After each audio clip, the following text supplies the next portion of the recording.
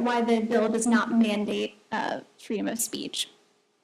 We talked with Virginia Fox about this, and her answer is she's concerned that any enforcement mechanism would put more power into the Department of Education, and she's concerned that under an unfriendly administration that could be weaponized and turned to ill purposes, not actually protecting freedom of speech. We've argued that that Congress could create an independent commission that would report to Congress on the state of free speech, and colleges would be required to submit an annual report to this commission, which would then rule, if colleges are actually protecting freedom of speech, and if 3 years in a row a college was deemed to be malfeasant in protecting freedom of speech, then it could be denied eligibility for Title IV funds. That would be one way to do this without putting more power into the Department of Education. But Virginia Fox's answer is she's concerned about that concentration of power at the federal level. Yes, Ed Geringer, NC State. So one of the changes says that compliance in terms of loan repayment will now be on a program-by-program basis. So I'm a little concerned that this can be gamed. I've just finished reading The Tyranny of Metrics, which argues that any metric that's used to move money around is eventually going to be gamed. There are many ways of deciding what is and what is not a program. Isn't there a great danger that if eligibility for funding gets measured in this way, that we'll see all kinds of phantom programs that attract students that don't have any loans or don't have any repayments so that they can be defunded without affecting the whole university very much? That's a good question. There is some risk of that. The law tries to protect against that by having various requirements that if you merge programs in an attempt to merge a program that's not performing well with one that is in an attempt to keep it eligible for federal loans and grants, if you create programs that are substantively the same as one that existed already, that you'd be called out and not permitted to do that for the purpose of gaming the system. So the bill does try to take that into account. Now when you try to merge two programs, you need to justify it to the feds. If you merge programs that are substantively alike for the purpose of... But then who decides what's alike? I just think it could be a real Pandora's box. It sounds like it to me. At first I heard of it, but it just sounds like something that might be dangerous. There's a lot of potential because the academics are so clever on how to do these things.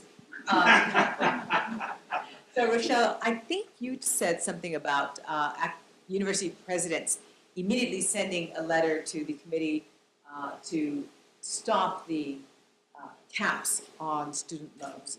Am I wrong about that, or is there a change in the status? Some college presidents have, particularly, I think, the University of California system coordinated on the letter. So, and that hasn't resulted yet in that withdrawal of that part of the rule. Well, at this point, it's a bill. It hasn't been voted on. The House Democrats have their own version of the reauthorization bill that's just been introduced called the Aim Higher Act, which would not cap federal student loans. But the House Republican bill continues to have a cap. And I was going to ask a little bit more about the authorizations, the accreditation boards.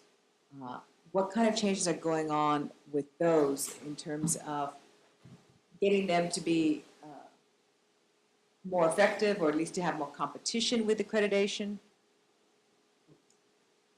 That's a good question. The bill would require more representatives from the business community to be on boards of accrediting agencies, and it does have a process whereby other agencies that are not currently accreditors could be declared accreditors. I would need to go back and look at the specifics to talk with you in more detail. NIS's proposal on accreditation is that it should be made optional, and the only form of accreditation should be looking at the financial viability of a college or university, since accreditors have not been effective at actually measuring the academic quality, and it really is not serving its intended purpose. Thank you.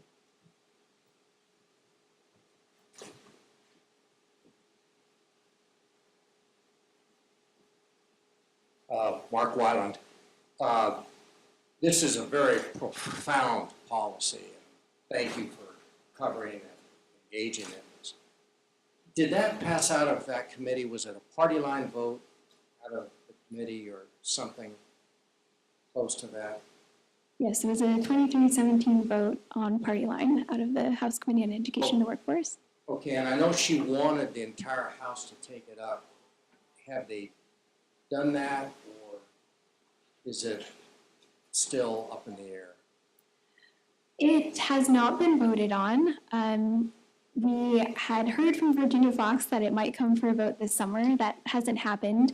The House Republicans seem to be divided. The more moderate Republicans think the bill reforms too much. The most conservative Republicans think it doesn't go far enough.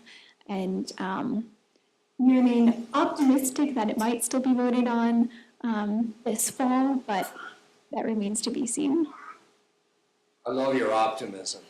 As we know, and this may come up in the panels tomorrow, the problem in the Senate is were it to pass, say, and it probably would be a party line vote. Because of the Senate rules, it probably would go no further. And I'll just stop there because this is a long conversation. What were there specific areas in particular that the Democrats didn't like? And I know there are a lot of things in their gainful employment rules, a lot of technical things, but this has a real policy impact, as you recognized. And what in particular to go back to that part of defunding, which is really big about the repayment of those loans, is that specified? And I think the earlier question addressed it. Is that specified in enough detail? Because I would think that would defund entire institutions. What have they objected, or what have the Democrats? What's their objection to it so far? The Democrats' competing reauthorization bill, the Aim Higher Act, does have significant increases in funding for Pell Grants. It continues to keep the current loan system. It increases funding for individual colleges and universities and creates a host of new special interest programs. And so the rhetoric that is coming out from the House Democrats on the reauthorization bill is mostly focused on Title IV and funding for students.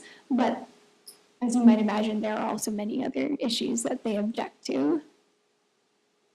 Yeah, okay, I'll leave it there. Thank you for doing all the work on this. I think what's really profound is that repayment issue, and I think one of our panelists tomorrow is going to talk about that problem with those institutions who really, the real gaming of the system is, especially among the for-profits, they get those students inappropriately who shouldn't be in higher education.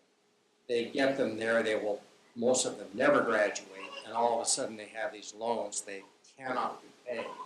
And that's a huge, for those unaware of it, that's a huge battle right now going on in the Department of Education about how those loans are treated. So if we could do that in some way so that those students who should not be in college, and I think that was brought up in one of the earlier lectures because there are a lot of them, that would help all what we're working on. So thank you for the work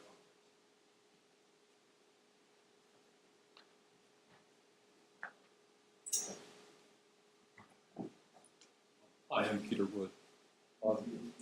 It's a friendly question, but I wondered if each of you could expand a little bit on what appears to be the utilitarian character of this important national law and its rather silent suppression of the intellectual, moral purposes of higher education. It seems, though, this enormous law filled with regulations, hardly at all touches on the sorts of things that, say, Professor Kinger was talking about. Yeah, I think that it can be a little bit sad looking at the history of higher education, especially post-1965 when you study what happened beforehand. It wasn't big government that created American higher education. It was America's belief in voluntary association. It was private philanthropy, religious associations coming together. Americans have always valued higher ed. 9 higher ed institutions were founded before